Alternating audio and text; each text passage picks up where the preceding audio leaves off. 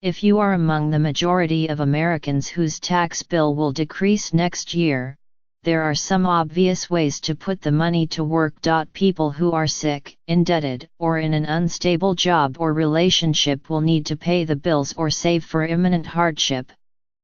Others who are more stable but not saving enough to meet even modest retirement or college savings goals should probably increase account contributions by the amount they're getting from the tax bill. The more comfortable among us, however, ought to consider a less obvious course of action: give the money back.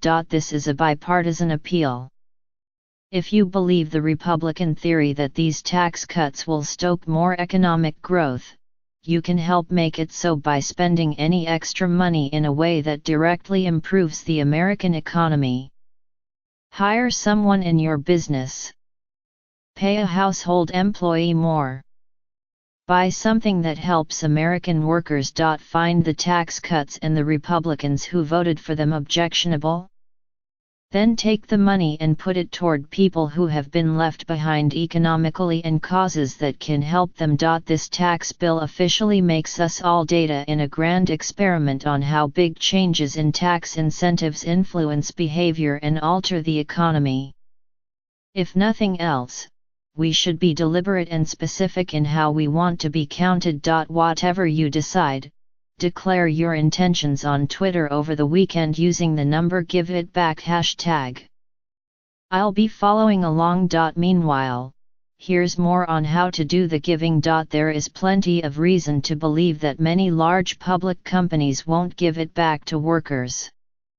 Their executives work for shareholders after all, so the default reflex may well be to use winnings from the new, lower corporate tax rates to buy back shares or do other things that will lift stock prices directly and immediately. One exception so far is Fifth Third Bank. Rather than handing out bonuses, which don't help employees over time, the bank recently raised its minimum hourly wage to $15, which then becomes the baseline for any future raises.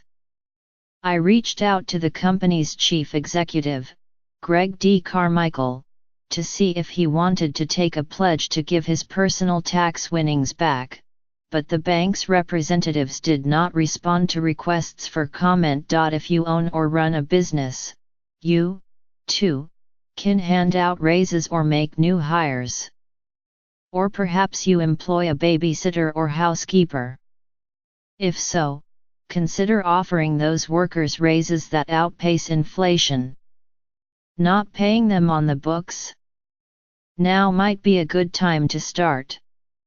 Once you do, your employees may collect larger Social Security checks in retirement, improving their own ability to contribute to the economy over the long haul. If you don't employ anyone at the moment, hiring occasional part-time help to buy back your own time may contribute to greater personal happiness, as a recent study showed, in addition to putting more money in someone else's pocket. If you're among the top earners, your tax winnings may be enough to tip the scales toward buying or replacing a car sooner than you might have otherwise.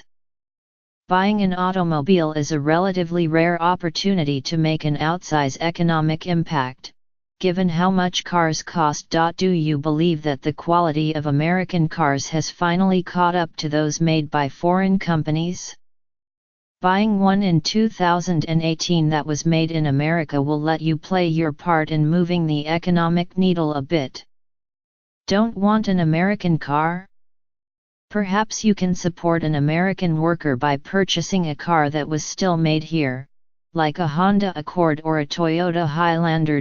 Any extra money, no matter your income, also presents an opportunity to spend more and more selectively on services. That new local restaurant that buys local food and employs local workers and pays rent to a local landlord? Perhaps you could treat yourself to dinner there a few times with your tax winnings, instead of buying imported food from a grocery store owned by an international conglomerate. Before you consider which charities you might want to give your newfound tax winnings, you'll probably think about a tax change that could affect philanthropy directly, the increase in the standard deduction. Now that it's going up, people who will no longer itemize deductions, including charitable contributions, may feel less incentive to give as much as they used to. Or at least that's what philanthropy researchers fear, with one estimate suggesting that our collective giving could fall by a few percentage points. This makes some intuitive sense. Nonprofits would not be flooding you with messages right now if people weren't already racing the calendar each December to make tax-deductible donations. Senator John Cornyn, Republican of Texas, lost his cool on Twitter in recent days over suggestions that the new tax law might fundamentally alter Americans' giving. I offered him the opportunity to take a pledge to give back his tax winnings but received no reply.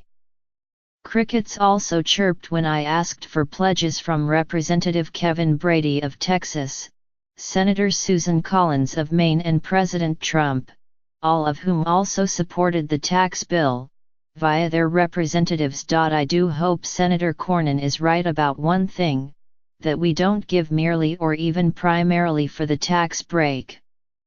If you agree and are lucky enough not to need your tax winnings for yourself, perhaps you can find a way to support a cause that helps people who have been left behind by the improving American economy for whatever reason.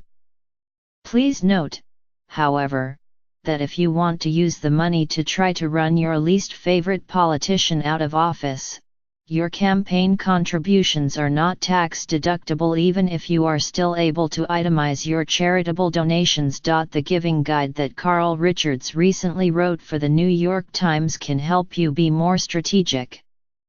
Tara Siegel Bernard and I also recently answered reader questions on giving, and that article has links to other resources that may be helpful. Automating your contributions is a good way to capture your tax winnings, especially if those winnings are small enough that they'll add up to only double-digit dollar figures each paycheck that you might otherwise fritter away. Or if you're a beneficiary of the stock buybacks I mentioned above, consider giving away appreciated shares. That way, you get a deduction if you still itemize, plus you avoid possible capital gains taxes on the increase in value. My family intends to dabble in all three of the above categories. In 2018, we plan to pay more to people who help us already and replace our 15-year-old car. Through my work this year, I've learned more about how heavily Americans rely on Medicaid for elder care. As a result, I worry about possible cuts to that program that some politicians may wish to make. If you want to recommend nonprofit organizations that help poor elderly people, please post their names in the comments of this article. Meanwhile, think about what difference you hope to make with your tax winnings, if any. Then give it back if you possibly can.